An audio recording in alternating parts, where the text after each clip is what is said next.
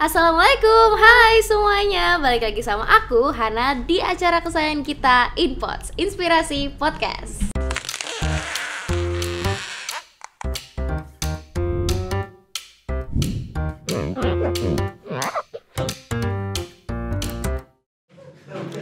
Oke teman-teman, jadi hari ini Hana ngobrolnya nggak sendirian nih, alias Hana bakalan ditemenin sama salah satu tokoh, salah satu orang yang hebat sekali nih di depan kita semua.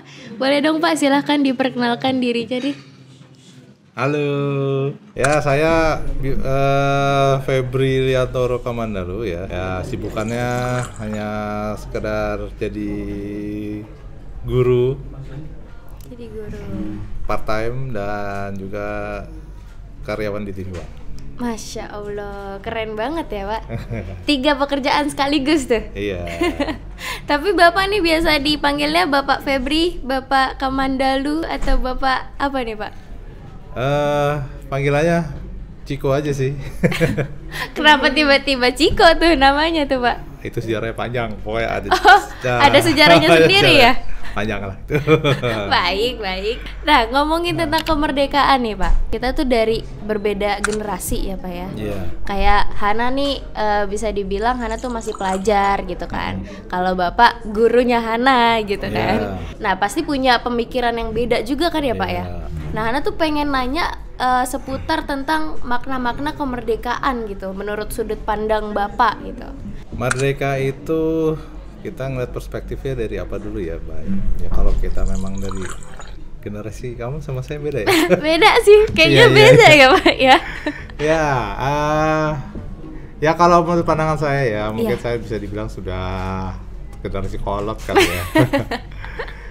Merdeka dari sudut pandang saya ya, kalau untuk secara fisik saat ini memang kita merdeka dari penjajahan ya. Dari Belanda, dari Jepang. Betul, ya kita sudah merdeka secara fisik. Secara fisik. Merdeka secara mungkin aturan kolonialisme pun kita udah bebas dari itu semua ya. Cuma kalau dari apa yang saya lihat sekarang, secara pola pikir kita belum merdeka ya, secara mindset pikiran. Nah, karena kita saat ini masih selalu pola pikir kita tuh masih pola pikir yang sempit. Oh, masih close minded gitu ya Pak ya? Iya, kita tuh masih sempit. Kenapa saya bilang sempit?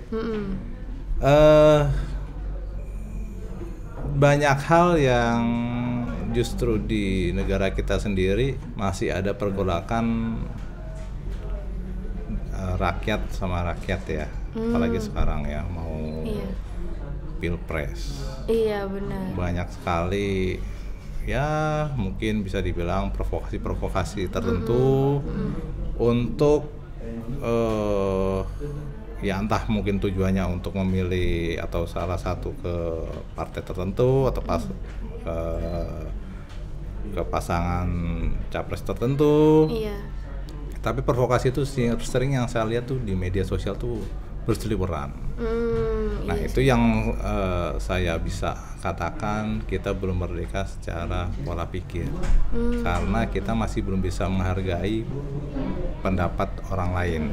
Itu dari pandangan generasi kolot saya. Waduh. Nah kalau dari generasi Z gimana nih? Bukan generasi kolot juga sih ya Pak gitu ya. Kan kalau Bapak dia masih masuknya milenial lah Pak. Iya. Masih ya di atas sana 1 aja gitu. Gitu. Masih deket lah kita Pak. Ya minus plus 1. Aduh. Tapi kalau misal menurut Hana ya Pak, yang Hana tahu itu kemerdekaan itu ya bentuk kebebasan.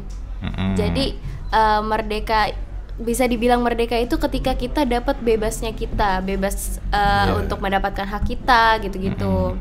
Nah tapi benar juga kata Pak Ciko tadi, kayak bangsa Indonesia kita ini belum 100% merdeka juga, karena masih yang kayak rakyat-rakyat tuh masih disuruh harus bungkam gitu-gitu kan Pak. Jadi kayak belum bisa mengaspirasi suara rakyat dengan betul gitu. Iya. Jadi kayak apa ya, rakyat juga takut gitu mau mengemukakan pendapatnya juga. Sebenarnya sih untuk pengemukakan pendapat sih sudah eranya pasca reformasi ya. Mungkin kita sudah bebas berpendapat. Cuman yang jadi masalah di sini adalah ada pihak-pihak atau oknum tertentu ya, atau ya siapapun itu dia masih belum bisa menerima pendapat orang lain. Menurut pendapat saya itu kita tuh belum 100% bisa dibilang merdeka. Mungkin nggak tahu ya beberapa tahun lagi atau ketika 100 tahun Indonesia mereka kita udah berubah lagi ya. Saat generasi saya udah nggak ada gitu kan ya, bisa jadi gitu. Umur panjang dong Pak, semoga ya Pak ya. Amin. Ngeliat generasi sekarang tuh jadi pemimpin harusnya. Iya betul. Semoga aja generasi selanjutnya lebih baik lagi ya Pak ya. Oke, nah ini kan kita dari tadi udah ngomongin tentang kemerdekaan ya Pak. Pastinya Indonesia itu nggak jauh dari merayakan kemerdekaan alias lomba 17-an nih Pak. Kalau Bapak nih pernah ikut lomba 17-an nggak Pak sebelumnya Pak? Pernah? Dulu waktu remaja. Asik. Kalau Bapak biasanya main apa tuh Pak kalau lomba? Waktu kecil sepeda hias. Oh iya? Iya. Sama kelereng sama masukin pensil ke botol. Oh gitu. Itu waktu itu pas Bapak masih umur berapa tuh Pak? Sekolah? Iya. SMP. Wah, berarti Bapak masih mengalami juga ya Pak lomba-lomba kayak gitu ya? Tapi kalau semisal dulu itu ada nggak sih Pak kayak panjat pinang atau apa gitu? Dulu udah panjat pinang ada. Cuma karena saya nggak bisa manjat, saya nggak ikutan. Berarti ikutannya yang bisa-bisa aja gitu? Iya, bisa-bisa aja. Oke, jadi Hana ada punya 4 video lucu nih dari kemarin lomba 17-an. Wah, menarik banget ini. Iya, coba kita lihat bareng-bareng kali ya Pak ya? Boleh. Ada banyak banget lomba-lomba nih. Oke, keren nih. Tapi emang lomba-lomba sekarang tuh unik-unik loh Pak. Iya beda sih, pakai tepung. Iya ya. Oh ini estafet tepung Pak ceritanya. Oh tepungnya masih ada dia menang. Tepungnya habis kalah. Tapi kasihan jadi temennya. Atau habis itu tepungnya. Astaga. Pakai penggaris ternyata dia. Oh gitu. Tapi kasihan kalau semisal orang lagi batuk gitu. Muka temennya. Muka temennya jadi putih semua. Menarik juga. Oh ini. Oh masukin keranjangnya. Gitu ya. Udah masih geleng-geleng. Aduh, saya jadi ngebayangin lagi Serjiko. Jadi ngebayangin Pak Ciko mainan gitu gini. Gak nyampe kalau saya kali. Tapi lucu Pak, coba Pak nanti next Pak. Boleh kayaknya di sekolah bikin tanding gitu deh. Boleh. Loh ini mau pakai helm. Digojek dari mana lagi? Kayak kerdil. Iya. Ada jalan. Ini macam jongkok ya? Saya itu pernah main ini juga Pak waktu itu. Sama teman-teman saya. Cuman pada nyungsep. Oh iya. Tapi emang lomba-lomba zaman sekarang tuh udah kembang banget sih Pak. Kreatif banget. Iya udah berkembang. Bagus, mantep. Dan kreatif banget. Iya saya juga pernah ada tuh lomba kemarin tuh pindahin pensil ya.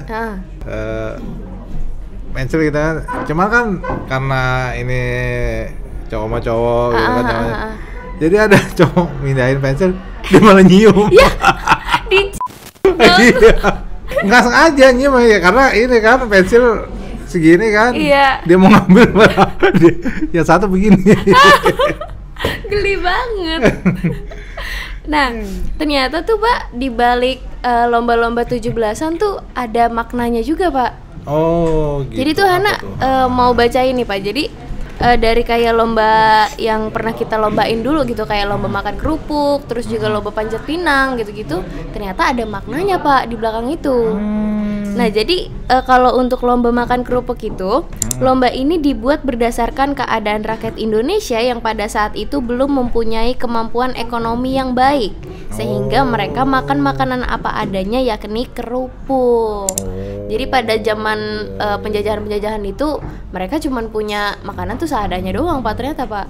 Jadi dimaknainya itu kalau lomba makan kerupuknya itu gitu. Nah terus yang kedua ada lomba balap karung. Nah pada saat Indonesia dijajah oleh Jepang, masyarakat pribumi dulunya hanya menggunakan karung goni sebagai pakaiannya, sehingga lomba balap karung juga menjadi wujud perayaan atas kemerdekaan Indonesia. Oh seperti itu ya. Saya baru tahu ya. Saya juga pas baru baca-baca gitu artikel, oh ternyata ada maknanya juga. Kirain tuh kayak lomba ya udah sekedar lomba seru-seruan aja gitu kan, untuk jalin silaturahmi antar ete gitu kan. Ternyata ada makna-maknanya juga gitu. Nah terus yang selanjutnya ada lomba tarik tambang. Dia itu mencerminkan solidaritas, persatuan dan kekuatan bersama dalam melawan penjajah. Gitu. Oh ada lagi ternyata nih, ada lomba bakyak. Lomba ini mengandung makna semangat gotong royong dan kekompakan untuk mencapai kemerdekaan. Oh emang lomba bakyak harus ini ya, harus kompak gitu ya Pak? Emang kan? Kanan kiri, kanan kiri, kanan kiri. Itu saya waktu itu pernah nyungsep tuh gara-gara teman saya salah. Nah itu ya benar, solidaritas tuh benar. Bentuk solidaritas. Nah yang terakhir ada lomba panjat pinang. Dia itu menggambarkan keadaan rakyat Indonesia yang berusaha bertahan hidup di tengah penjajahan Belanda dengan cara memperebutkan bahan pokok di batang pohon pinang yang dilumuri oleh oli atau minyak gitu. Wah berarti memang perjuangan bangsa Indonesia pada saat itu nggak main-main ya Pak ya? Iya, memang kita kan bangsa yang bukan main-main juga. Kita bangsa yang serius sebenarnya. Cuma banyak yang bikin main-main gitu kan. Jadi sampai sekarang jadinya kita suka main-main. betul. Sebenarnya maksudnya pejuang serius itu sebenarnya. Cuman sering dibuat main-main. Ya jadinya melawak aja lah sekali. Iya, banyak main-main jadi sekarang gitu. Apapun main-main. Oke. Nah, Bapak ada pesan-pesan terakhir nggak nih Pak untuk para generasi muda nih yang untuk sekarang nih kan kita masih dalam merdeka gitu, kemerdekaan gitu. Nah, Bapak ada pesan-pesan nggak nih untuk para generasi muda? Yang pokoknya yang pertama jangan sampai diperbudak oleh teknologi. Tuh guys. Kedua tetap yakin ya dengan potensi diri sendiri ya. Jangan nggak pede. Terus ketiga masalah adab etika ini harus diperhatikan. Betul sekali. Karena Hana juga sebagai generasi Z gitu Pak, sangat membenarkan gitu apa kata Bapak tadi. Karena Hana tuh juga nggak lama waktu ini tuh kayak ketemu orang yang nggak ada sopan santunnya sama sekali gitu Pak. Jadi kayak etikanya dan adabnya itu kurang banget dan minim banget.